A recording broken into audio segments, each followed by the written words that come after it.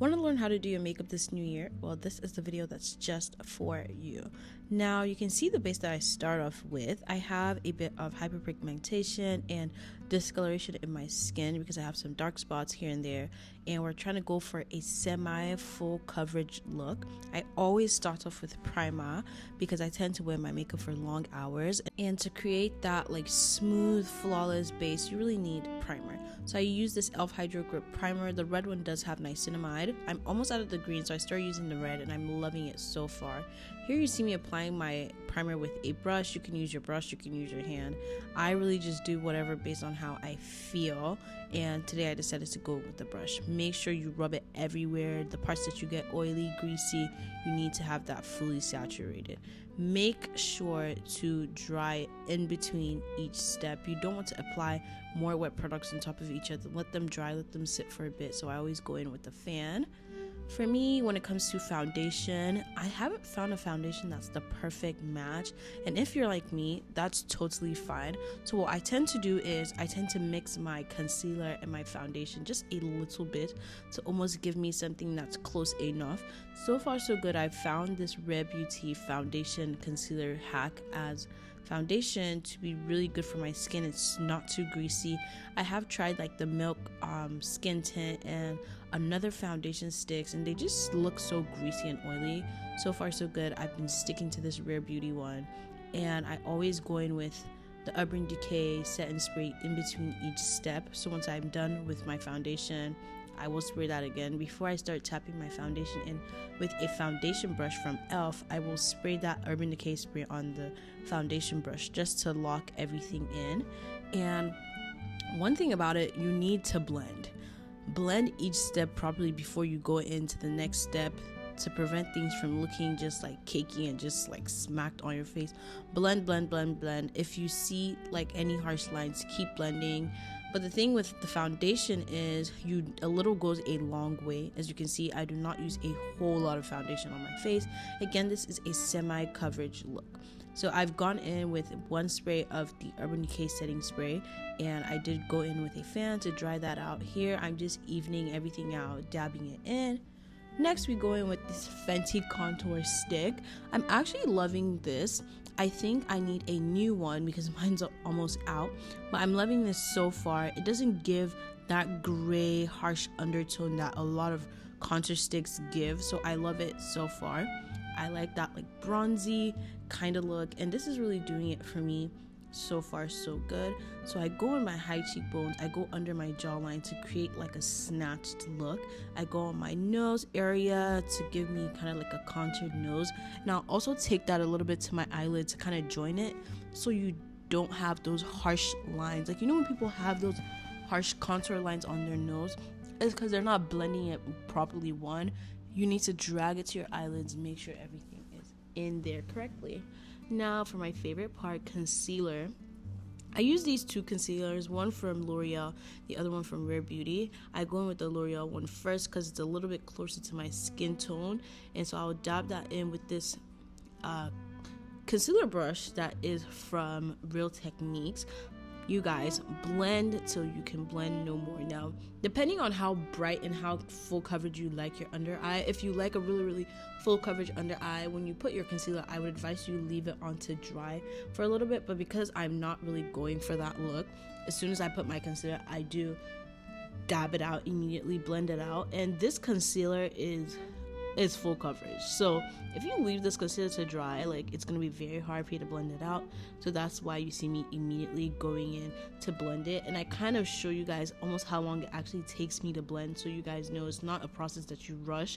It's a process that I go in over and over again just to make sure that my under eye is properly blended and they kind of look even, because sometimes one side might look brighter than the other, but nothing to worry, just keep blending. Now I've gone in with a lighter concealer, which is my Rare Beauty concealer, just a little dab here and there for my inner corner to give me a brighter look, to make me more, awake looking, quote unquote. And I blend that. I go back in with the end of my foundation brush and just blend that line where it's almost like the contour, foundation, and the edge of the concealer meet, so you don't have these harsh lines. Like, we can't see where your concealer starts and ends, we can't see where the foundation ends. You want everything to look blended out and seamless.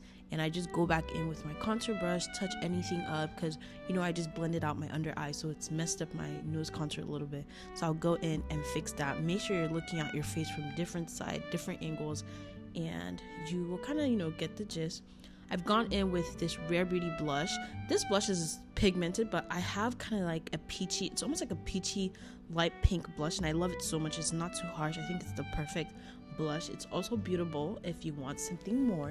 I've also noticed using this kind of like flat elongated brush helps me blend it out evenly. It doesn't soak up all the blush, and it kind of evenly distributes it. I love the way this brush blends out, and so there's no harsh lines. I go again with the leftover concealer on my concealer brush and just dab the edges so everything is smooth. Go in with my Urban Decay spray, and now it is time to set. So immediately that setting spray sits, like, I go in and set my face. So I set my under eye with this Maybelline Fit Me pressed powder, and I used the shade 330 for my under eye, and I used the shade 360 for the rest of my face. One mistake that people make is just to like press the powder and just immediately put it under their eye with the powder puff. What you want to do is press on the powder puff with the powder and dab it off on your hand or the back of your palm, anywhere, and then take that remaining bit under your eye so you don't have that like heavy cakey look. Then I go in with the other end of this makeup brush and I use my powder for the rest of my face, and I just keep going on my forehead, everywhere else that doesn't have concealer, everywhere else that I don't want to be like the highlighted parts of my face. That would be my forehead, like under my cheeks, around my chin. I do actually go in my chin. And now I'm gonna take this brush and I'm gonna turn it to the side and kind of do like a fan motion right there where my concealer meets my contour and the rest of my face to prevent those harsh lines that you see. Now we go in with this Juvia's Place bronzer. So I take this kind of fanned out brush, puffy brush. I dab on both sides lightly, you guys, because this is really pigmented, so I go really light. So I go on my forehead, anywhere else that I want to be bronze, everywhere basically except my under eye, the bridge of my nose, the tip of my forehead. And I have this NYX blush. I love this blush so much. A little goes a very long way. It's very pigmented, so I advise, like, if you're using this for the first time, when you dab on the brush, go in on your skin, on the back of your hand, and dab on it just to see, get a feel of how heavy it is, how pigmented it is, how not pigmented it is, and you can just, keep going. After that, I'm done. I set everything with the setting spray one more time, and I let this dry properly. Now I'm going in with my eyelids. Like, I'm not like a big eyeshadow girly, so I always use the bronzer, like my bronzing palette, and I just go in and bronze my eyes, which is good because it helps it match the bronzer on my nose because it's basically the same shade. Now, if you are a falsies girly or lashes, you get your lashes done, then this part might not be your cup of tea. But I have found to be allergic to lash glue, so lashes will not be seeing me anytime soon. I'm going in with my mascara from the Too Faced and the L'Oreal Telescopic mascaras. This is my favorite mascara so far. And last but not least, we're gonna line it up with the One Size setting spray. I hate the smell of it, but it does the job. My lip combo, just this Juvia's Place brown lip pencil, a MAC lipstick that's kind of like a pink MAC lipstick, almost matches the actual color of my bottom lip. I'm gonna do that, and I'm going to go over it with this Fenty gloss. I'm basically out of this gloss, but that's what I do because I kind of like that like pinkish baby doll lip combo.